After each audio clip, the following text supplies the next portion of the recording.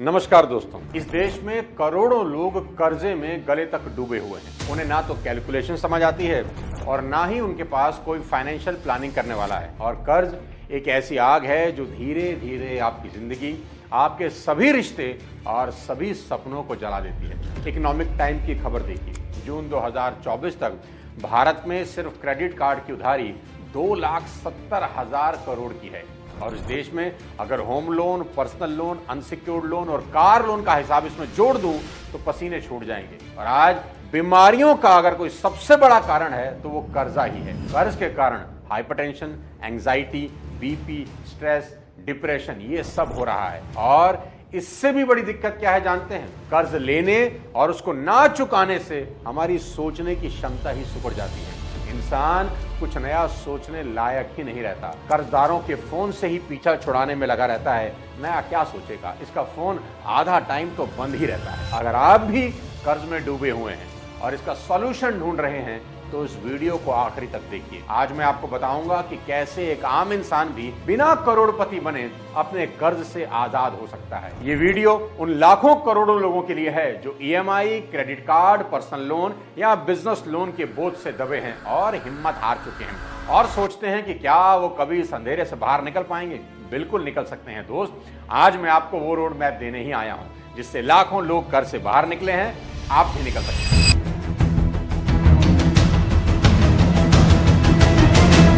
दोस्तों, कर्ज से आजादी की शुरुआत होती है सच का सामना करने से। सबसे पहला काम जो आपको करना है कि एक डायरी या एक्सेल शीट खोलिए और हर कर्ज को साफ साफ लिखो कि आपको किसको कितना अमाउंट देना है और इंटरेस्ट रेट क्या है। आपको आपके सारे लोन जैसे home loan, car loan, education loan, unsecured loan, personal loan, credit card का लोन, इस सब में लिखना है और सबके सामने उसके इंटरेस्ट रेट भी लिखने हैं। जैसे होम लोन आपने लिया है 8.5% पर, कार लोन चल रहा है 9% पर, एजुकेशन लोन चल रहा है 10% पर, अनसिक्योर्ड लोन आपका चल रहा है 20% पर और पर्सनल लोन चल रहा है 2 से 3% महीने पर। और क्रेडिट कार्ड का लोन जो बना ही आपको बर्बाद करने के लिए है वो साला चल रहा है 35% पर। अब सबसे ज्यादा इंटरेस्ट वाले लोन को हाईलाइट कर दे या सबसे ऊपर उठाकर लिख दे, क्योंकि यही साला सबसे ज्यादा तकलीफ दे रहा है। पहला तरीका है एवलेंच मेथड, यानी सबसे ज्यादा ब्याज वाले कर्ज जो आपने अपनी लिस्ट में सबसे ऊपर लिखे हैं उसे सबसे पहले चुकाएं। मतलब अगर आपकी लोन लिस्ट में 6 तरह के कर्जे हैं लेकिन उसमें सबसे ज्यादा इंटरेस्ट आप पर्सनल लोन या क्रेडिट कार्ड पर चुका रहे हैं तो सबसे पहले इस लोन को निपटाने की प्लानिंग करनी होगी। यानी लिस्ट में सबसे ऊपर वाले कर्जों को निपटाने से शुरुआत करनी होगी, फिर धीरे धीरे धीरे नीचे आना होगा। अपने कर्जे को निपटाने का दूसरा तरीका बताता हूं, स्नोबॉल मेथड। ये क्या भला है? यानी सबसे छोटे कर्ज पहले चुका दें। आपने किसी से 10,000 उधार ले रखा है, सबसे पहले उसे चुकता कर दें। इससे कॉन्फिडेंस बढ़ता है कि मैं कर्ज चुका सकता हूं और मार्केट में आपकी रेपुटेशन भी बढ़ती है कि ये इंसान कर्ज चुका रहा है। दोनों मेथड में जो आपको ठीक लगे उससे शुरुआत कर सकते हैं, लेकिन अगर मेरी पर्सनल सलाह माने तो सबसे पहले बड़े राक्षस की गर्दन मरोड़े, यानी उन कर्जों को चुकाने में खोपड़ी लगाएं जिन पर ब्याज सबसे ज्यादा चल रहा है। अब बताता हूं कर्ज से निपटने का अगला स्टेप। आपको एक बेहद सख्त और प्रैक्टिकल बजट बनाना होगा आपके लिए, जो आपके इरादों की तरह ही सख्त होना चाहिए। तुमको अपने हर खर्च को ट्रैक करना होगा कि पैसा जा कहां रहा है और सभी गैर जरूरी जो खर्चे हैं ना तुम्हारे, उन्हें तुरंत बंद करना होगा आज से और इस वीडियो को देखने के बाद से, अभी से। खर्च पर चाकू नहीं, साला तलवार चलानी होगी। आपके सभी entertainment expenses, unnecessary monthly subscription कुछ समय के लिए उड़ानी होगी। सबसे ज्यादा खून पेड मोबाइल ऐप जो है ना वो एक आम आदमी का चूसते हैं और इतना धीरे धीरे स्ट्रॉ लगा के चूसते हैं कि उसे पता भी नहीं लगता। Netflix, Amazon prime, Disney Hotstar, ये 150 रुपए से लेकर 1000 रुपए हर महीने सिर्फ एंटरटेनमेंट के नाम पर फूकना बंद करना होगा। स्पॉटिफाई, यूट्यूब प्रीमियम, गाना प्लस, इन सब के पेड वर्जन अगर ले रखे हैं बंद कर दो मेरे भाई। और बहुत से ऑनलाइन लर्निंग प्लेटफॉर्म हैं जैसे अनअकैडमी, बायजूस, कई लोगों ने इनके कोर्स खरीद रखे हैं पर कोर्स छोड़ दिए, लेकिन ऑटो रिन्यूअल चल रहा है। हर महीना पैसा कट रहा है, इन्हें पता ही नहीं है। चेक करो कि कहीं ऑटो रिन्यूअल में बहुत सारी चीजें कट तो नहीं रही। अगर कट रही हैं तो तुरंत बंद करो। और कुछ महारथी तो ऐसे हैं जिन्होंने डेटिंग ऐप टिंडर का पेड वर्जन ले रखा है। भाई वाह, 500 रुपए से 2000 रुपए तक महीने का खर्च है। अरे कुछ तो शर्म करो, कर्जे में गर्दन है और भाई टिंडर पर प्रोफाइल बनाकर घूम रहा है, रिजल्ट 0 है। इसे भी अपने मोबाइल से तुरंत उड़ाना होगा। और जो गेमिंग सब्सक्रिप्शन वाले पेड ऐप आपने डाउनलोड किए हैं उन्हें भी तुरंत उड़ाओ। मेरी मान लो, गेमिंग ऐप आपको करोड़पति नहीं रोडपति बनाने के लिए बनाई जाती हैं। ये सब हटा दीजिए। बाल्टी के छोटे छोटे छेद जिससे पानी रिस रहा है बंद करने होंगे। याद रखिए कि कर्ज मुक्ति फैंसी लाइफ से नहीं, फोकस लाइफ से ही आएगी। अब सुनिए तीसरा और शानदार तरीका। आपको एक इमरजेंसी फंड बनाना होगा ताकि अचानक खर्च में फिर से कर्ज ना लेना पड़ जाए। और कुछ करो कि ना करो, मेरी एक रिक्वेस्ट जरूर मानो। बार बार चिल्ला चिल्ला के कह रहा हूं, हेल्थ इंश्योरेंस सबसे पहले करवाओ। इंश्योरेंस का मतलब है आज की तैयारी, कल के कर्ज से आजादी। देखो दोस्त, जिंदगी में 2 चीजें तय हैं। एक अनसर्टेनिटी, यानी कभी भी कुछ भी हो सकता है, और दूसरा उसका खर्च, कि खर्च कितना आएगा आपके हाथ में नहीं है। आप कितनी भी प्लानिंग कर लो, एक हादसा, एक बीमारी, एक इमरजेंसी पूरी सेविंग उड़ा देगी। ईएमआई, बच्चों की फीस, घर का खर्च, सब कुछ रुक जाता है। अब सवाल यह है, क्या हम जिंदगी की अनसर्टेनिटी के लिए तैयार हैं? और अगर नहीं है तो उसका सीधा सा मतलब यह है कि हम जाने अनजाने खुद को कर्ज के जाल में ही धकेल रहे हैं। मधुकर जी की कहानी सुनाता हूं। मधुकर जी एक सामान्य मध्यम वर्गीय परिवार के आदमी, नौकरी करते थे, ईएमआई चल रही थी, बच्चों की पढ़ाई, घर का कर्ज, सब कुछ ठीक था, टनाटन जिंदगी चल रही थी। अचानक एक दिन हार्ट अटैक आया। अब हार्ट अटैक बता के तो आएगा नहीं। हॉस्पिटल में 5 दिन आईसीयू में रहना पड़ा। बिल कितना आया? 6.5 लाख का। घर में इतने पैसे थे नहीं, ना हेल्थ इंश्योरेंस कराया था, ना इमरजेंसी फंड था। अब क्या करेंगे? पर्सनल लोन ले लो जी, क्रेडिट कार्ड स्वाइप करा दो जी, रिलेटिव से पैसे मांगो, और कोई रास्ता ही नहीं। आज 2 साल बाद भी 6.5 लाख के उसी कर्ज को चुका रहे हैं और ईएमआई से दम घुट रहा है। अब सोचो, अगर उस दिन उनके पास 500-600 रुपए मंथली वाला हेल्थ इंश्योरेंस होता तो क्या आज वो कर्ज में डूबे होते?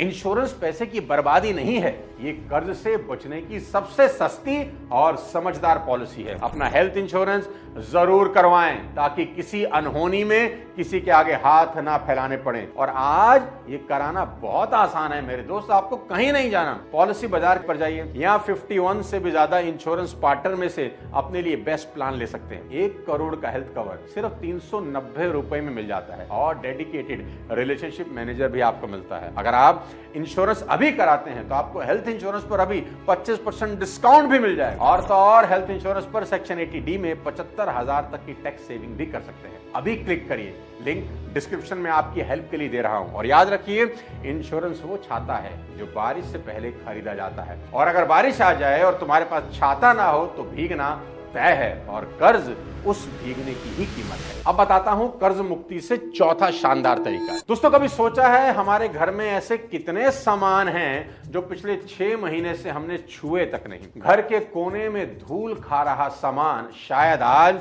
तुम्हारी कर्ज से आजादी की पहली सीढ़ी बन सकता है। Sell unnecessary items of your home, 2-4 किस्तें तो यहीं से निकल आएंगी आपके लोन की।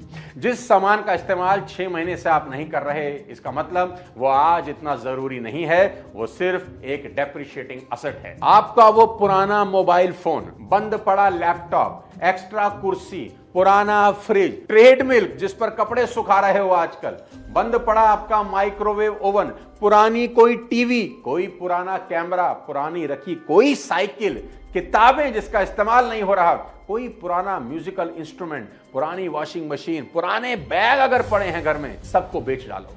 OLX पे जाओ, क्विकर पे जाओ, फेसबुक मार्केट प्लेस जैसे प्लेटफॉर्म पर डालो, और जो पैसे आए उन्हें अपने कर्ज को मारने में लगाओ। याद रखो, ये कबाड़ नहीं है, ये तुम्हारा कैश है जो बस एक एक्शन का इंतजार कर रहा है। घर में ढूंढो कहां कहां चीजें पड़ी हैं जिसका इस्तेमाल नहीं हो रहा, इकट्ठी करो, बेचो, कुछ ना कुछ कर्जा आपका जरूर उतरेगा। एक आदमी ने बताया कि उसने घर की बेकार चीजों को बेचकर 27,000 रुपए कमाए और उसी से क्रेडिट कार्ड के अपने बिल चुका दी। दोस्तों, कर्ज से आजादी फैंसी इनकम से नहीं, सिंपल एक्शन से आती है।